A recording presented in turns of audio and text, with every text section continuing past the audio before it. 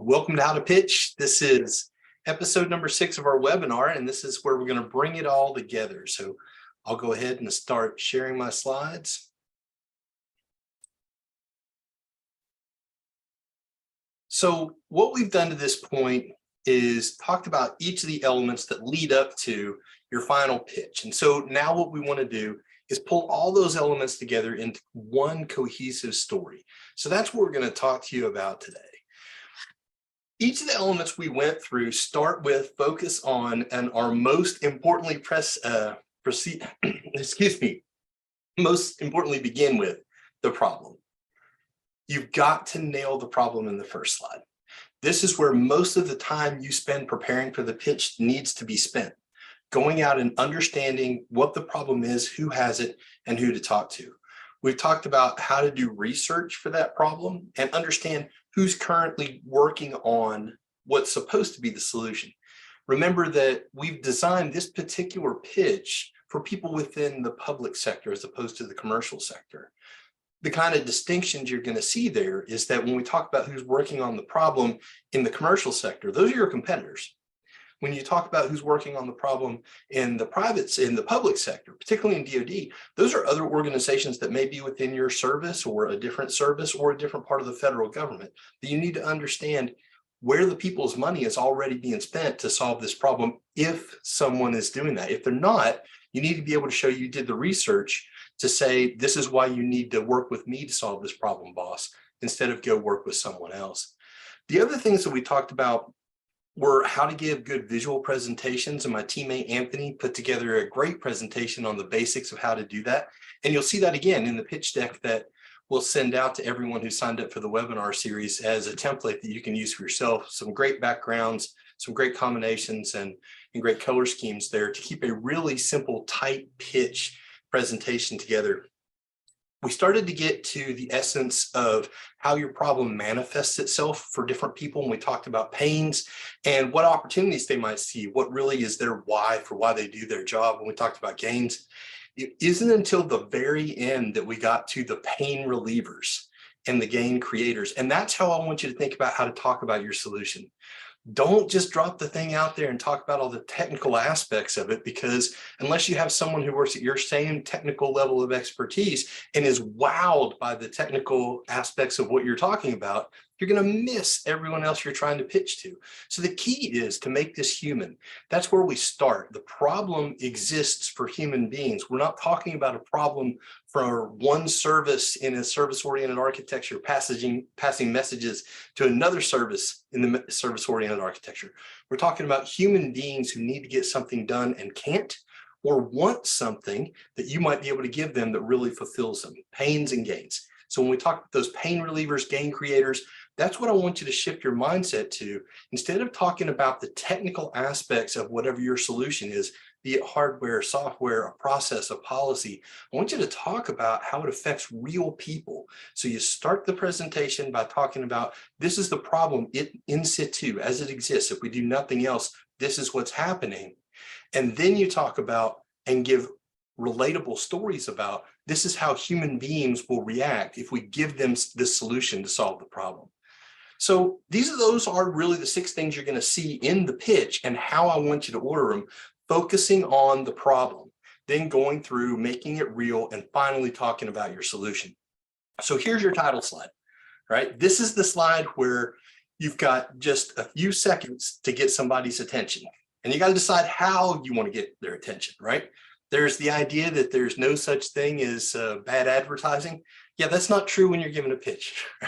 You can be remembered for all the wrong reasons, and it's not necessary. If you come up, you introduce yourself, and you immediately start talking about the problem, you're in the right space.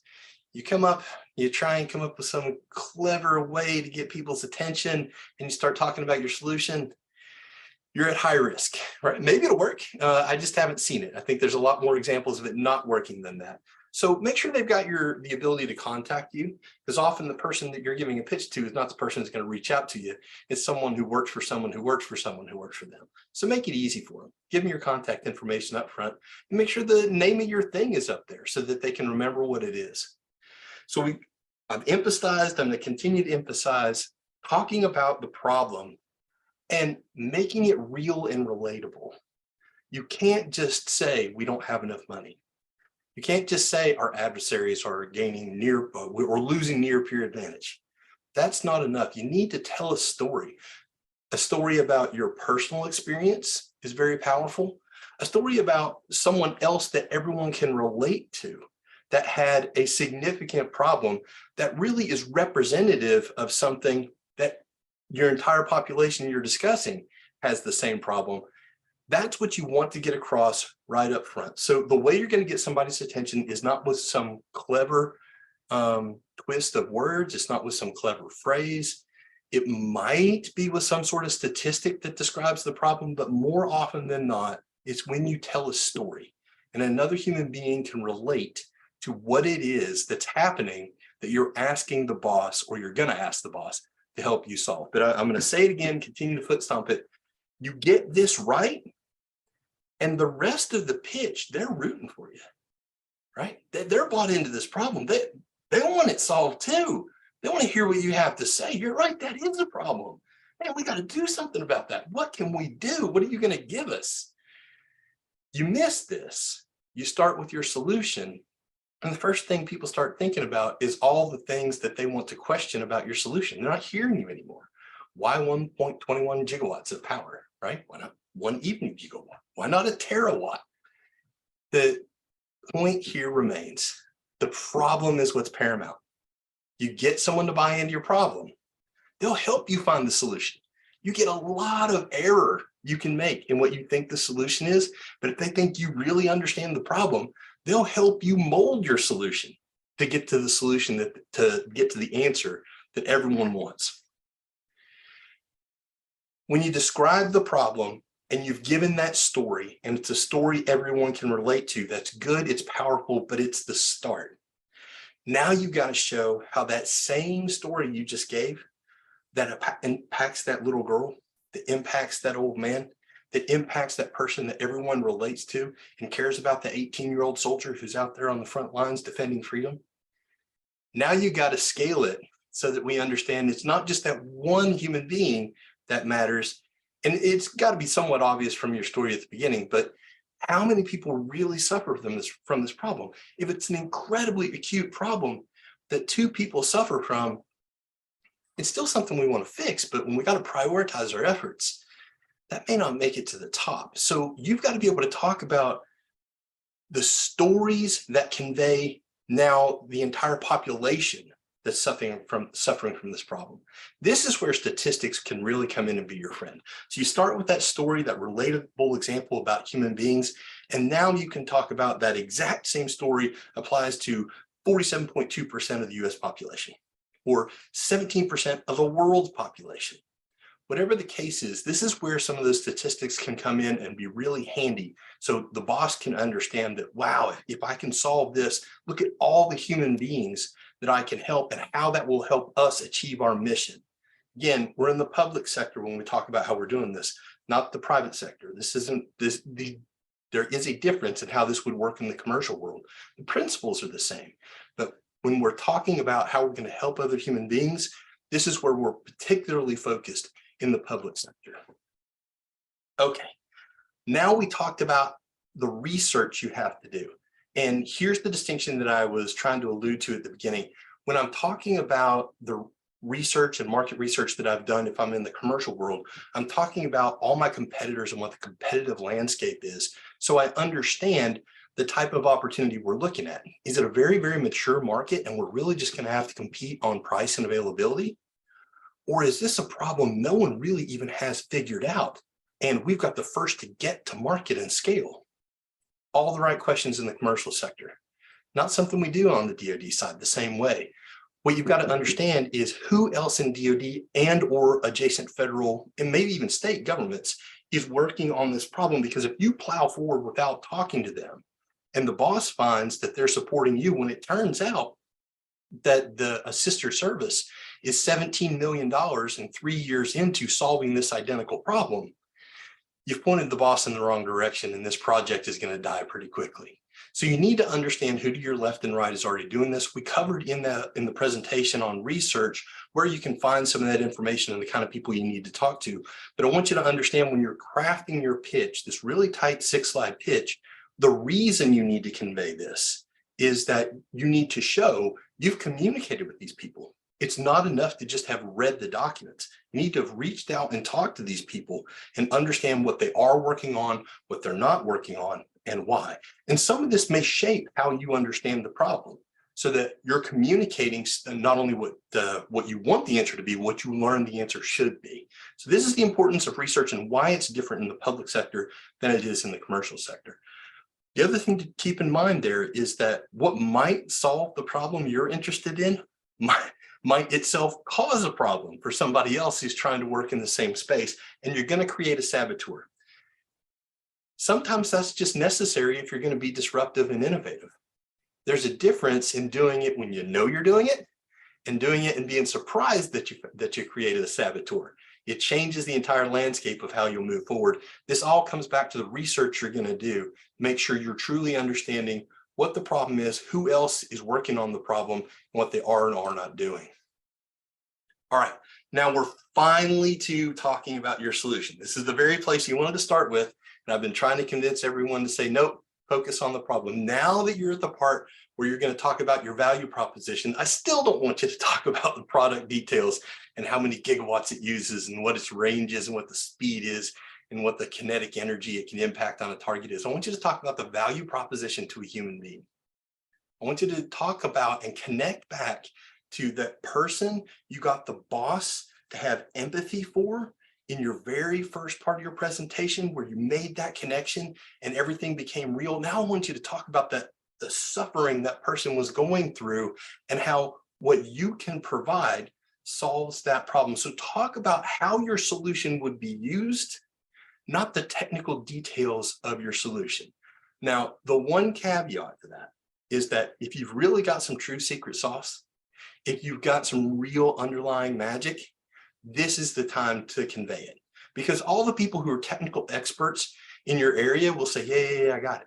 We understand the problem, right? Yeah. If it was solved, those things would be great. People have been working on this for a long time. What's different about what you're doing? Oh, wow, that is different now when you show it, right? That this is the time you lead up to that. So part of why we focus on the problem is to build that level of interest up to this solution, what you say you're going to do. If we just start with the solution, again, people are just going to start picking it apart. You're going to be talking and everyone's mind is going to be going in several different directions, thinking about the things from their experience or what they heard, what their friend told them, what they read in Popular Mechanics, or what they've known through 20, 25, 30 years of experience about why what you're saying won't work, because you never got them bought in. But this is the time, after having gotten them bought in, after connecting, having them connect with what the problem is, getting them to connect keywords, how the solution will be used. That's what your value proposition is about. And this is where I want you to convey it. Okay, the last thing, don't miss this, right? This is fumbling the ball on the goal line. Ask the boss what you want him to do about it, right? You said, hey, there's this horrible problem. You said, boss, I got this solution. Thank you for having me. No, you need to be able to say, boss, this is what you need to do. That might be, boss, we got to buy 10 million of these tomorrow. I recommend against it, but maybe if you got a good argument, try it. Let me give you a safe ask, particularly in the public sector. Hey, boss, I want you to support an experiment, right? I believe I understand the problem. I believe I got a solution. I want to get a group of the kind of people who suffer from this problem together and experiment with them on what I think the solution is. And to do that, I need this much time and I need this much money and I need access to these many people. That's an executable ask. And what comes out of that is evidence for the boss to action on buying 1 million units of whatever it is you think we need, or changing a policy or updating a process. So think about it in terms of what's actually feasible and what's viable for your boss. Everything we've talked about up to this point has been about desirability.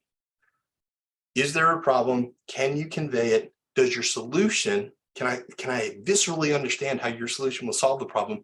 Now we're going to kind of just wrap viability and feasibility into one big bucket and say, let's do an experiment to gather evidence to see if we're right, because up to this point, the only thing the boss has is what you've been saying for the past 5 or 6 minutes. By the way, 5 or 6 minutes is all you get, right? If you have a 30-minute presentation planned, cancel it. Cut it down to 6 or 7.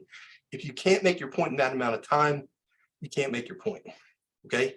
So when you get to this point of your call to action, you should be tying together the things you identified in the problem, in the research you've done that shows that no one else is solving this problem, and how a human being is going to use your solution. And now a way to ask for the next step is to ask the boss to give you the resources to conduct an experiment, come back and say, boss, I tested this solution with 47 of these kind of people, and 42 of them said it would change everything about how they do things. Okay, now you've got some evidence for your next ask. So think about, when it comes to your ask, what's feasible and what's viable. You ask someone in an operational unit to go out and buy an operational organization, Air Combat Command, 18th Airborne Corps, to go out and buy 1 million units of something. It doesn't matter how much the commanding general agrees with you. She can't do it. Can't happen, right? There's no path to it. Ask them how to gather more evidence so that that general can then influence the system that can make the policy change, make the process change, buy 1 million units. That's what I want you to think about in your call to action, but you got to be specific. You got to be ready for some tough questions. So all the research, all the work you've done to prepare your pitch is going to show up right here after you've done your call to action, and the boss's staff starts asking you questions. So hopefully at this point you're ready and we helped you get there. Okay, let's go ahead and jump into the Q&A.